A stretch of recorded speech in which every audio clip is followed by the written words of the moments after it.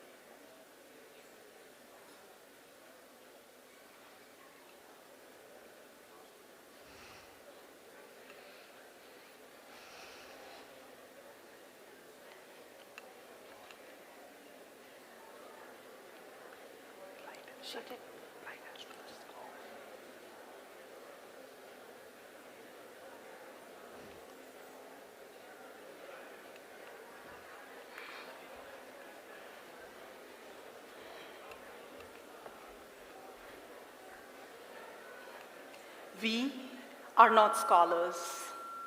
We are not sannyasis, just two seekers like so many who asked better questions during the long, quiet pause of the pandemic. Some people baked sourdough. Some put out home organizing videos on YouTube. We stumbled on a treasure trove. Swami Chinmayanan's letters. Witty, fiery, compassionate, and utterly unfiltered. We started reading them aloud to each other, at first just to hear his voice. But soon we found echoes, reflections, sometimes even arguments. Between his words and the world, between tradition and today, and sometimes between him and us. So today, we invite you into that space. A little conversation, a little contemplation, and a lot of light. We've been expecting something special. A small bundle of rare letters, Gurudev's handwritten letters. They should be here any moment. And when they do arrive, we won't just read them. We'll hold them up to the light and see how they resonate with voices from around the world. A line from Shakespeare, a verse from Rumi, a phrase from Tyagaraja, a thought from Kabir. Philosophy in dialogue, across cultures, across centuries, sometimes in harmony, sometimes in friction, but always in search. So lean in with us. Listen carefully. Look for the messages tucked in unexpected places. Who knows what might that unfold?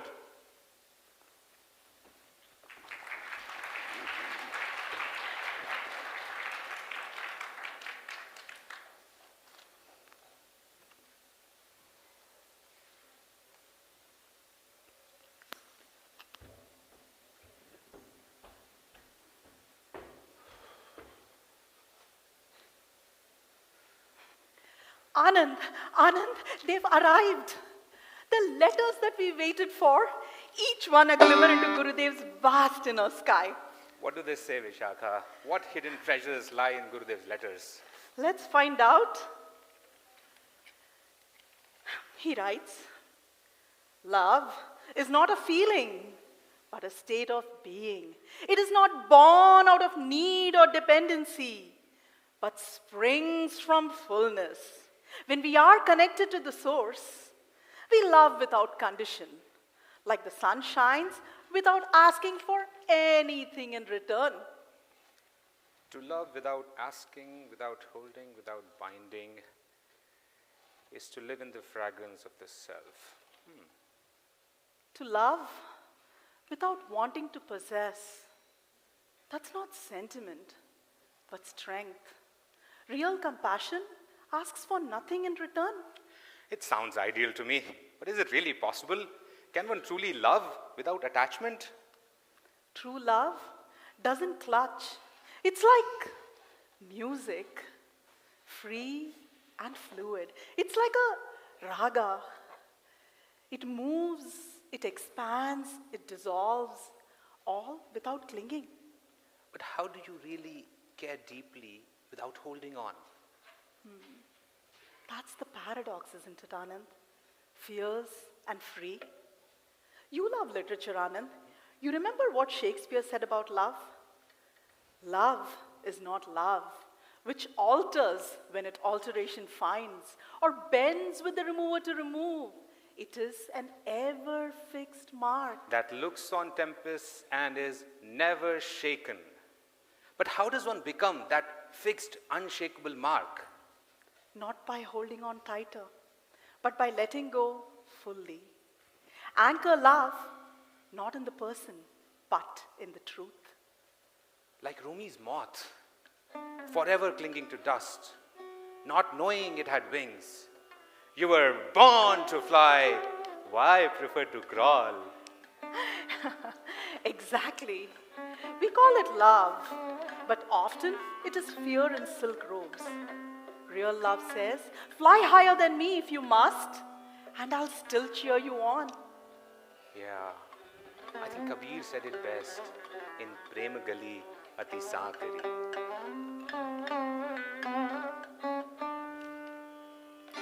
Prem gali ati saakari, kaame doon samaye. Prem gali ati saakari, kaame doon samaye. Prem gali ati saakari. जब मैं था तब तू नहीं, अब तू है तो मैं नहीं।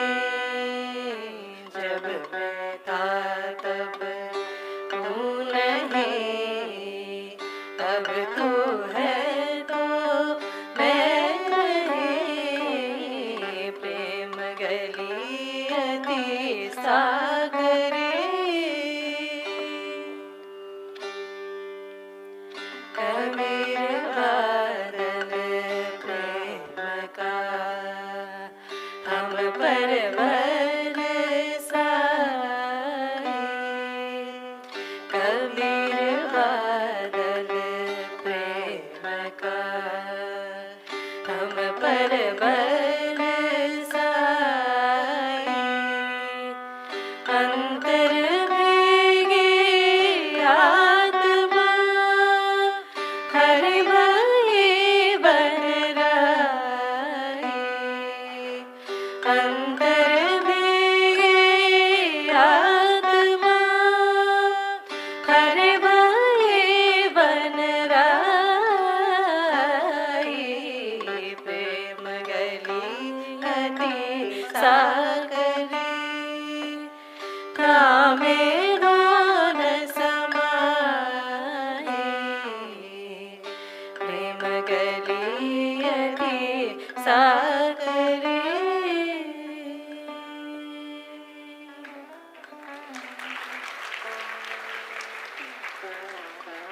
So, Kadale Sharanam, love is surrender.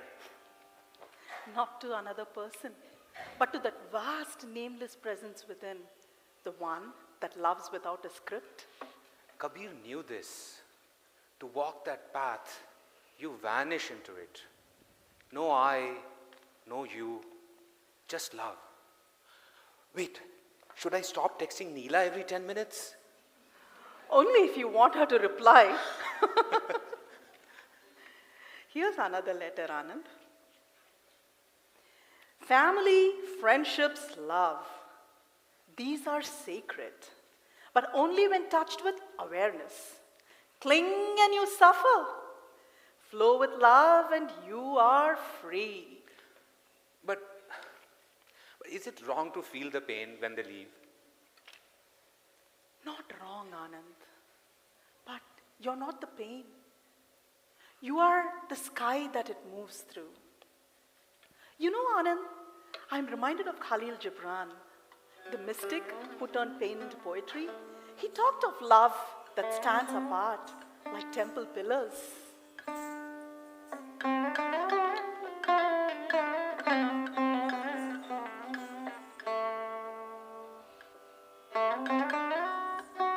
You were born together, and together you shall be forevermore.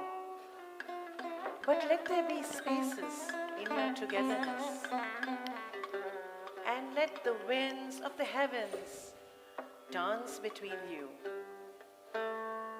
Love one another, but make not a bond of love.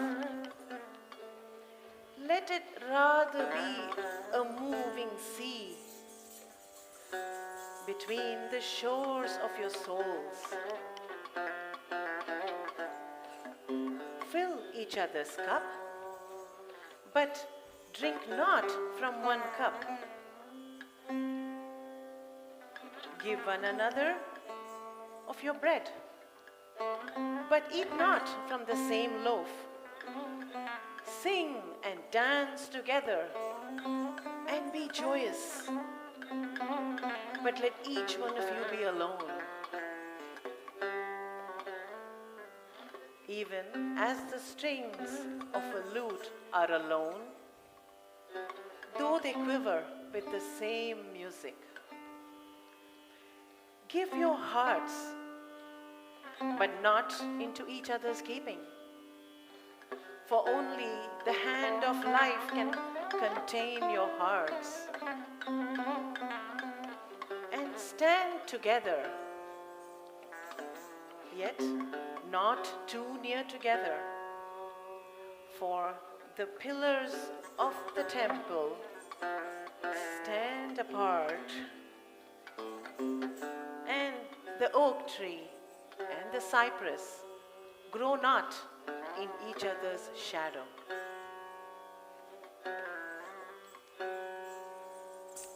How gently he speaks of love.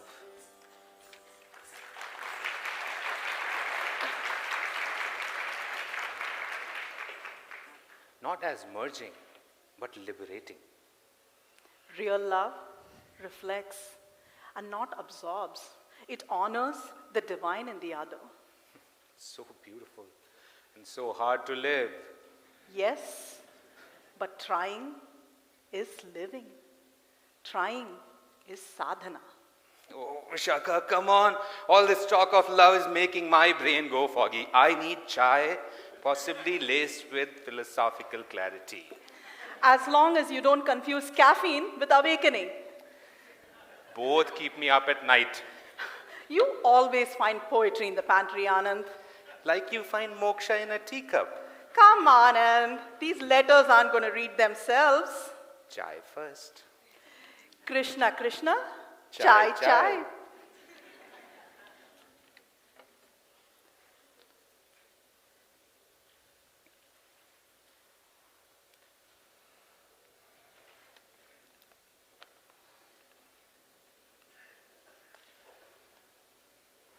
You know, Vishaka, it's easier said than done. The world is full of distractions, sensory noise, temptations, responsibilities. It's overwhelming. How does one see beyond this? Did Gurudev ever talk about this struggle? He wrote, "The world is but a reflection of the mind. As you purify your mind, the reflection becomes clearer and the world reveals its true form."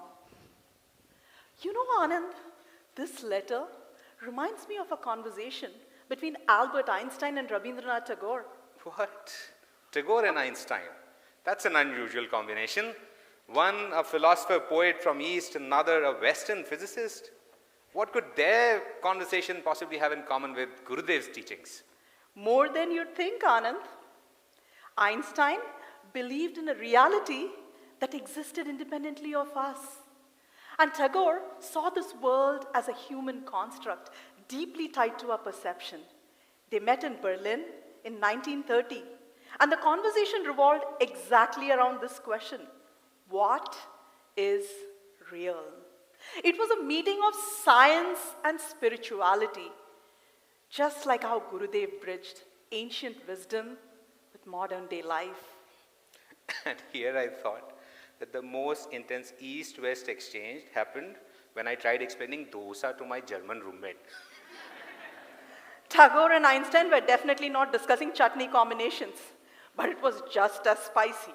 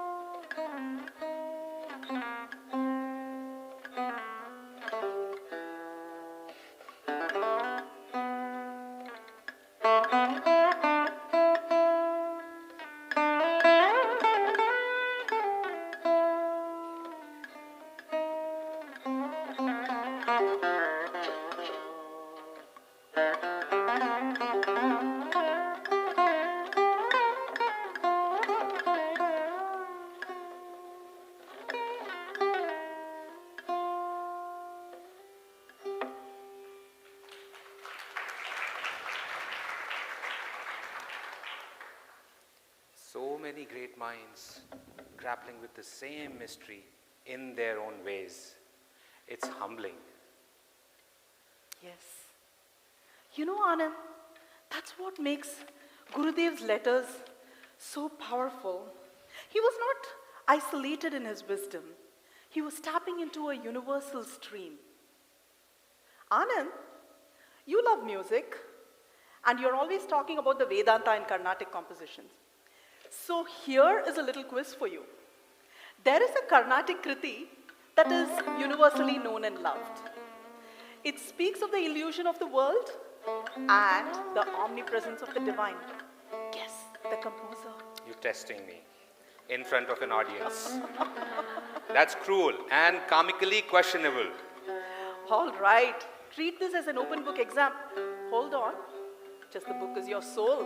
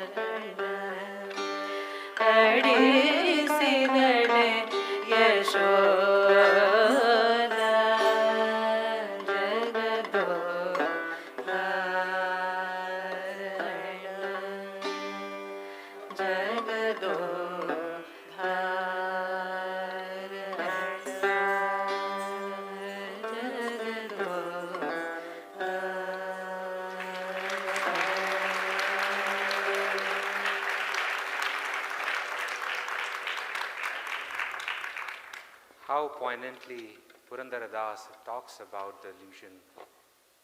Mother Yashoda playing with her child, not knowing that he was none but the protector of the universe himself. Wait, that's the illusion. Maya. I'm reminded of another wonderful song by Annamacharya. Says it very simply, powerfully. Brahmam Mokate. The Absolute is one. Andari ki Shri Hare Antaratma. All differences are illusory.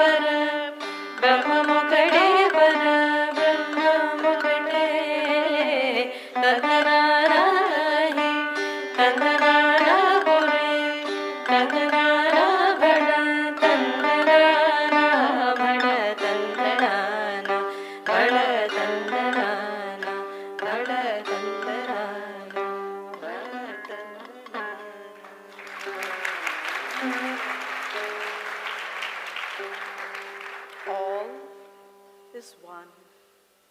This world of names and forms, it's just the surface. Beneath it lies the one truth, waiting to be seen, not by the eyes, but by a still, quiet mind. And maybe once in a while, by a sleep-deprived music nerd with a good sound system.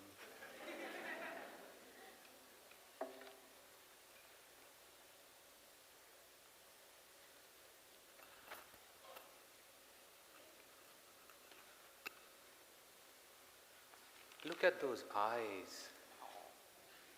They seem to see beyond the world. How can someone hold so much stillness within them? Because he saw through the veil. He speaks of the self, the Atman, Beyond thought, beyond memory, it is what remains when all else fades. How does one come to know that? Like, realize it. How does one make it real? He writes, waking, dreaming, deep sleep, you experience them all. But who is watching them? Find the witness and you find yourself. So I'm not the body, not even the mind. You are the stillness between. You are the all-pervading reality, the silence in which everything arises and dissolves. Like the space between the notes of a raga. It's the stillness from which the music arises. You know, I'm reminded of Muthuswami Dikshita, my all-time favorite composer. He expressed the same idea in so many of his kritis.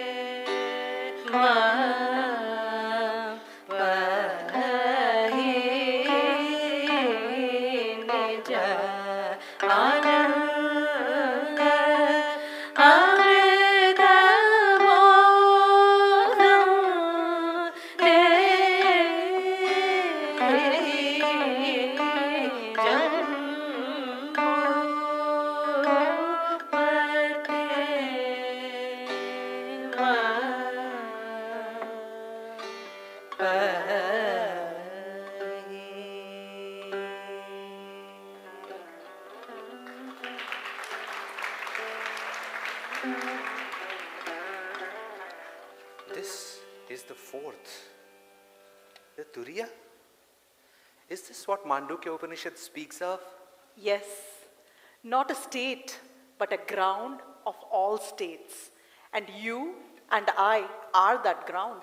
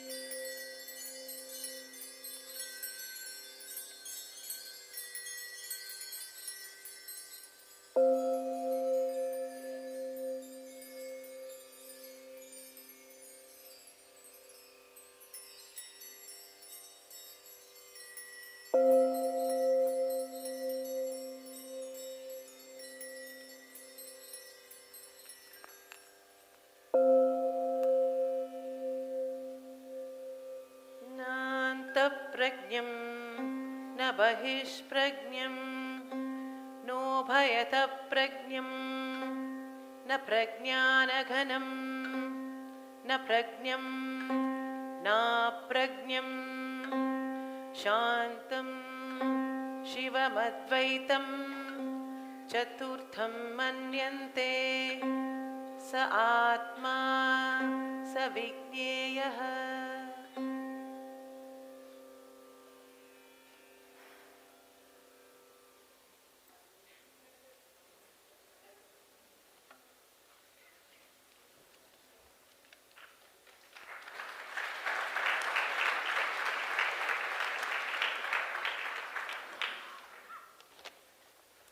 I've read the texts, I've meditated, even prayed, but peace seems to slip through my fingers. Is it hiding from me? No, Anand. Peace doesn't hide. We do. Swami Chinmayananda once wrote, true peace is not control. It is surrender. Stop resisting and let the river carry you home.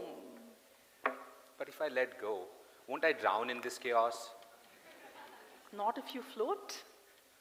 It is like stillness under a raging raga, where the surface is dancing wildly, but the heart of the melody is quiet, calm.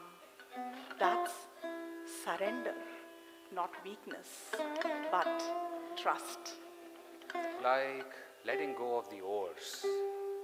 Exactly. Tyagaraja asked, Manasa yetulortune, when surrendering to Sri Rama brings true peace, why does the mind wander restlessly?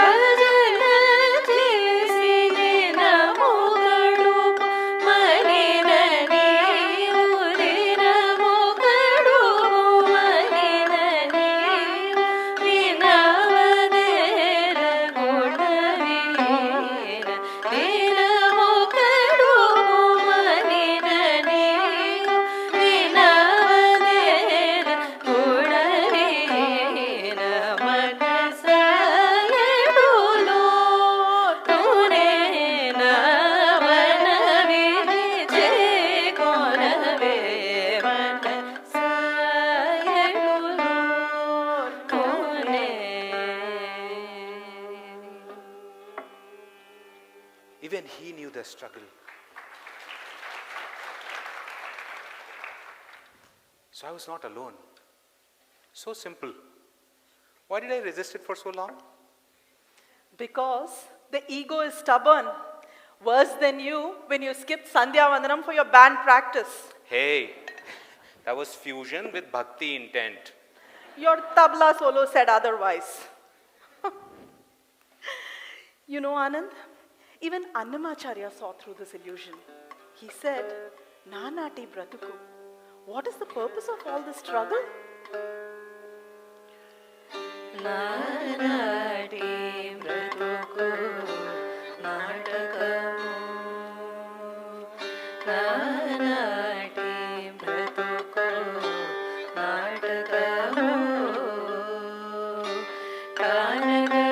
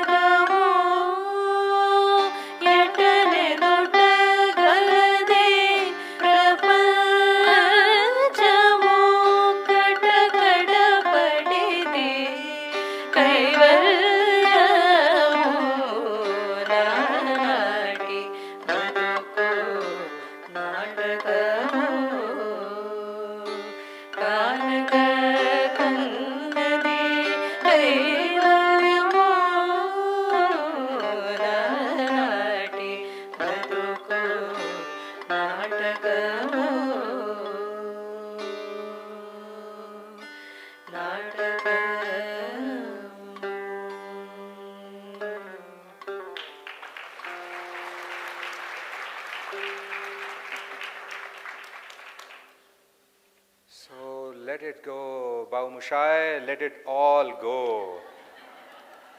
Now you're listening, Babu Mushai, not just to the music, but to yourself. Meera knew this moment well, when the jewel of surrender started to shine from within. पायो जी मैंने राम रतन धन पायो, पायो जी मैंने राम रतन धन पायो। वस्तु अमोलिक दे मरे सतगुरु, कृपा करे अपनायो, पायो जी मैंने राम रतन धन पायो, पायो जी मैंने राम रतन धन पायो। जन्म जन्म के पूंजी पाए, जग में सभी को पायो, पायो जी मैंने राम रतन धन पायो। मीरा के प्रभु गिरिधर नागर, हर कहरत जस गायो, पायो जी मैंने राम रतन धन पायो, पायो जी मैंने राम रतन धन पायो।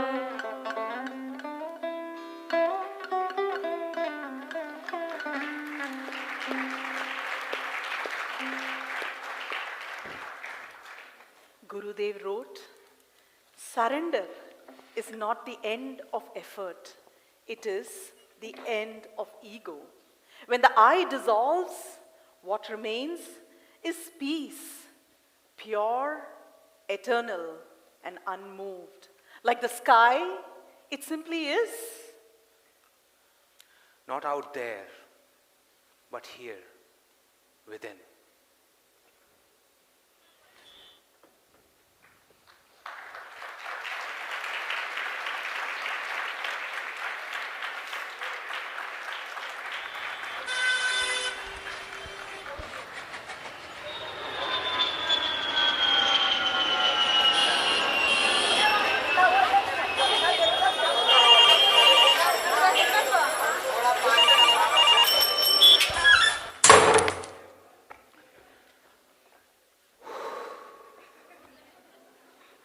Vishakha, why is it that when all the noise fades, even for a moment, something inside stirs? Because silence is not the absence of noise. It is the presence of something deeper. It is the space in which the truth reveals itself. You know, Anand, I've had this letter with me for many years. This is a letter Gurudev wrote to his disciple who was struggling with meditation. He wrote, "Stillness is the gateway to self-realization and true peace. Meditation is not doing, it is being. When the mind is silent, truth speaks.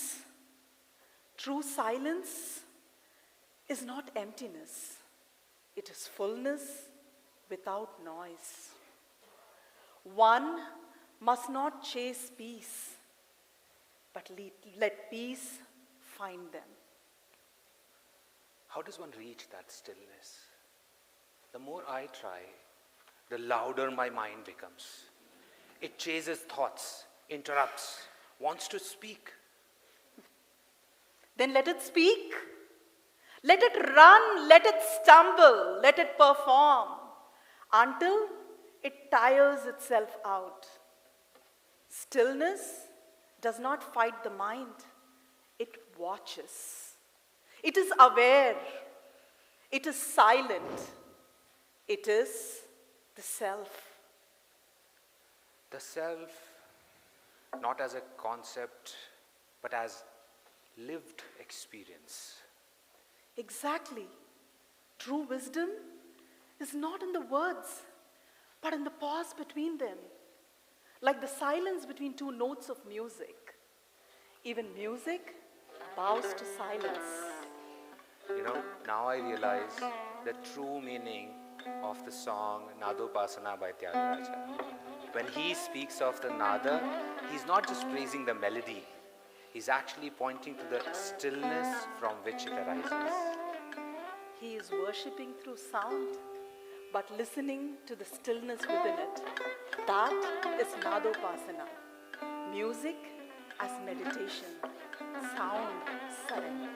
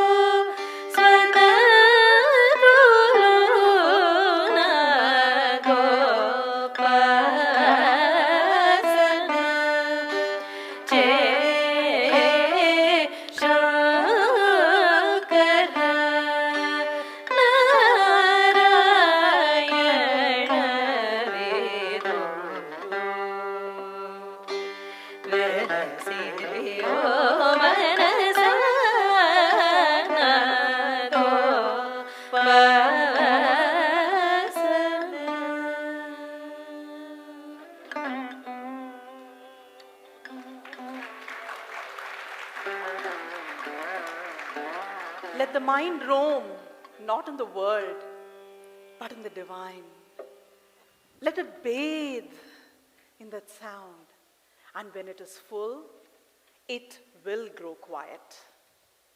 And in that quiet, peace. Peace. Peace, Anand, and presence. That is the beginning of true meditation. Let us listen, not just with our ears, but with our entire being. Let the music lead us inward.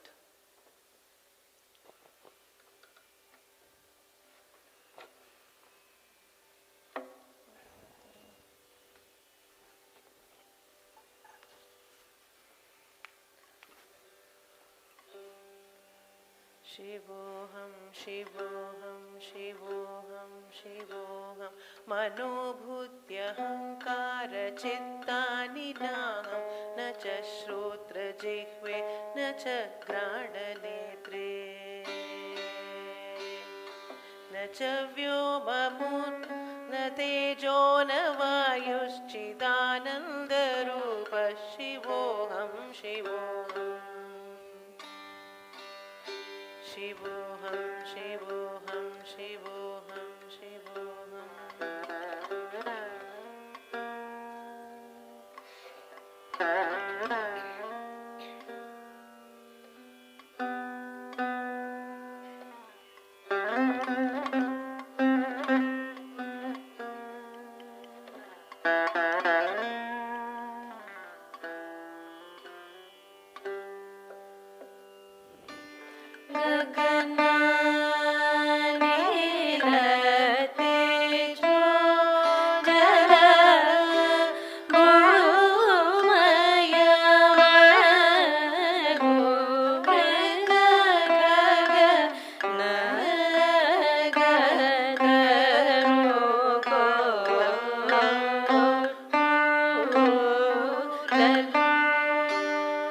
Saguna mula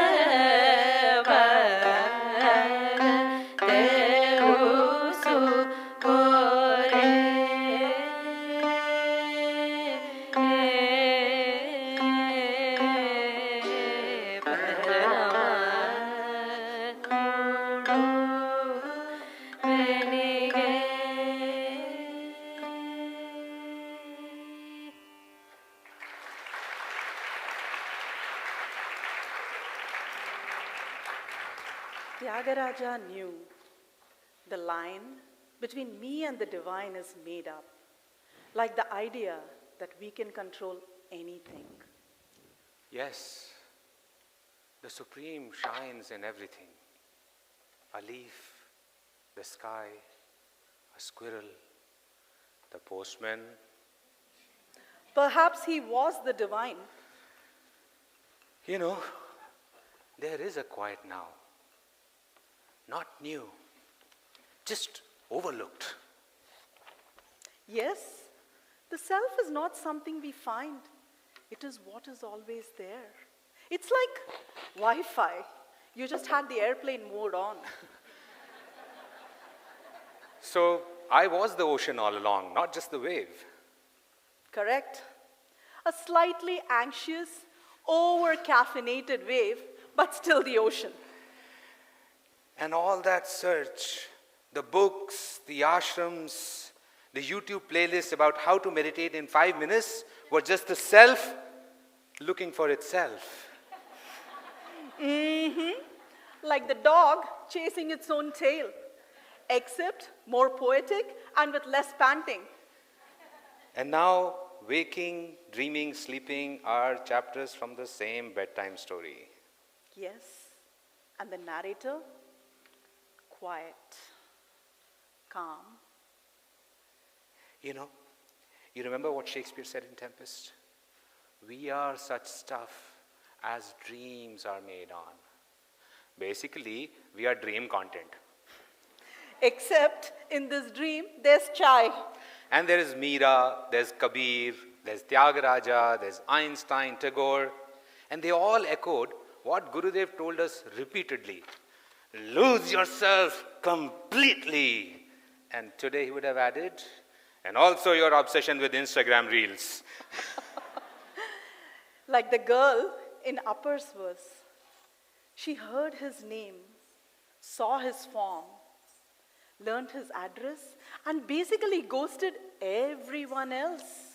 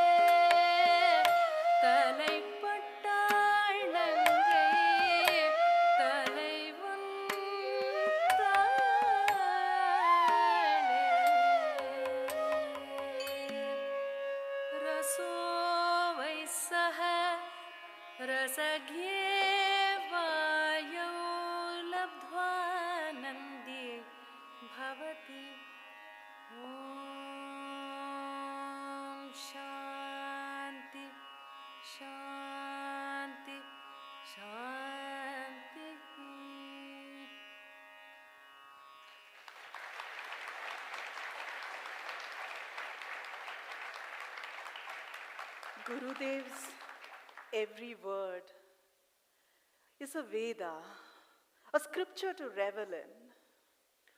What a gift to mankind. Generations to come will surely know of the Chinmaya Mahima. Wait. Look what I found. A letter Gurudev wrote to my grandfather. Do you want to read it? And it begins again.